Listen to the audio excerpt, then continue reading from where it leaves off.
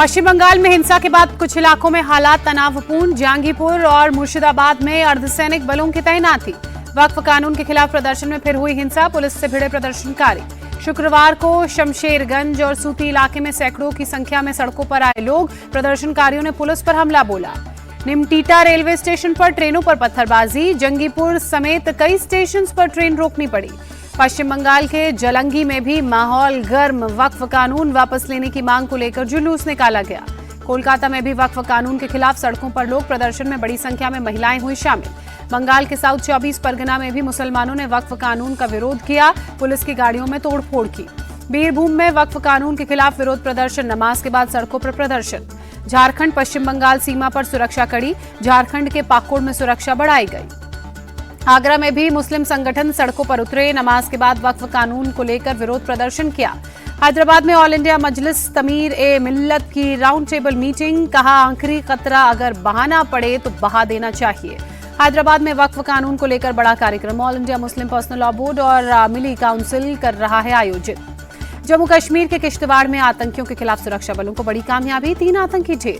मुंबई हमले के मास्टरमाइंड तहव्वुर हुसैन राणा से दूसरे दिन भी होगी पूछताछ। एनआईए मुख्यालय में कैमरे के सामने राणा से हो रहे सवाल जवाब। एनआईए के 12 अफसर तहव्वुर राणा से कर रहे पूछताछ। गृह मंत्रालय को दी जा रही है हर पूछताछ की रोजाना रिपोर्ट। तहव्वुर राणा पर अमेरिकी विदेश मंत्री का बयान। कहा, 166 लोगों को इंसाफ दिलाने का दिन आया। तहव्वुर राणा के अमेरिका से भारत प्रत्यर्पण पर विदेश मंत्री डॉक्टर एस जयशंकर ने कहा, हमने दोनों देशों के बीच आतंकवाद विरोधी सहयोग की सराहना की है। एस जयशंकर ने कहा, यह वास्तव में 26/11 हमलों के पीड़ितों के लिए न्याय सुनिश्चित करने की दिशा में एक बड़ा कदम। आगरा में करणी सेना आज मनाएगी राणा सांगा जयंती। 3 लाख लोगों के आने का अनुमान। पुलिस ने 3 लेयर की सिक्योरिटी और मॉक ड्रिल की। 1000 लाठी डंडे, 1200 हेलमेट, सुरक्षा शील्ड्स मंगाए गए। आगरा में सपा सांसद रामजीलाल सुमन के घर के बाहर सुरक्षा बढ़ाई गई। सांगा जयंती को लेकर सुरक्षा कड़ी। तमिलनाडु विधानसभा चुनाव से पहले एनडीए में शामिल हुई एआईएडीएमके पलनीस्वामी की मौजूदगी में अमित शाह ने किया ऐलान। अमित शाह ने कहा, तमिलनाडु चुनाव में पलनीस्वामी के नेतृत्व में चुनाव लड़ेगा एनडीए। एआईएडीएमके के इंटरनल अफेयर्स में बीजेपी की कोई बड़ी दखल नहीं होगी। बाकी दलों के बारे में एआईएडीएमके और बीजेपी का क्षेत्रीय नेतृत्व फैसला करेगा। सीट बंटवारे और सरकार बनने पर मंत्री पद को लेकर बाद में चर्चा होगी। अमित शाह ने कहा, डीएमके 3 लैंग्वेज पॉलिसी का मुद्दा उठा रही है। एआईएडीएमके के एनडीए में शामिल होने पर पीएम मोदी ने खुशी जताई। कहा, तमिलनाडु की प्रगति के लिए एकजुट होकर काम करना होगा।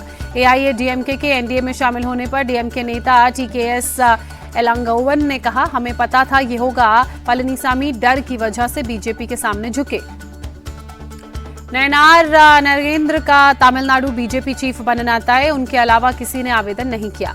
महाराष्ट्र के पुणे पहुंचे गृहमंत्री अमित शाह। हवाई अड्डे पर सीएम फडणवीस और राज्य बीजेपी अध्यक्ष चंद्रशेखर बावनकुले ने किया स्वागत।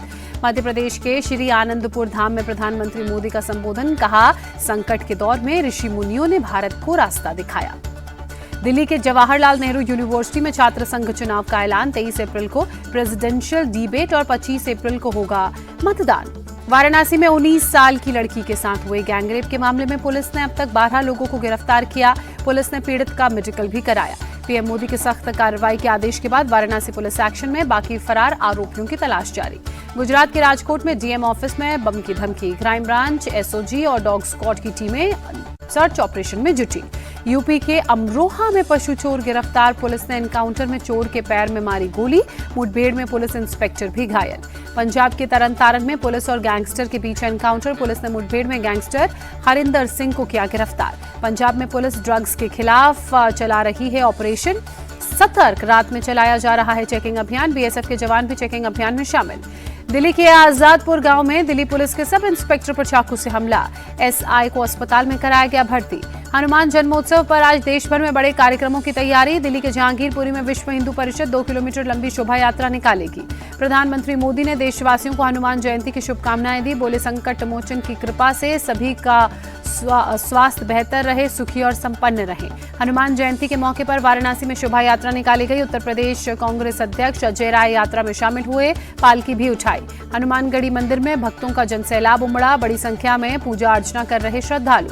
वाराणसी में भी संकट मोचन हनुमान मंदिर में पहुंचे श्रद्धालु, भक्त करते नजर आए पूजा अर्चना। दिल्ली एनसीआर में आंधी बारिश का कहर, शुक्रवार शाम को तेज आंधी से जगह जगह गिरे पेड़। दिल्ली के सराय रोहिला में तेज आंधी की वजह से पेड़ गिरे, कई गाड़ियों को भी नुकसान। गुजरात के करनाल में बारिश से भारी नुकसान, मंडी में खुले आसमान के नीचे अनाज पानी में बर्बाद हो गया। दिल्ली के मधु विहार में आंधी के दौरान गिरी बिल्डिंग की दीवार, 1 की मौत, 6 घायल। नागपुर में एल्यूमिनियम फॉइल बनाने वाली कंपनी में आग, हादसे में 6 लोग घायल। आईपीएल में आज खेले जाएंगे 2 मुकाबले। पहले मैच में लखनऊ और गुजरात की टक्कर होगी।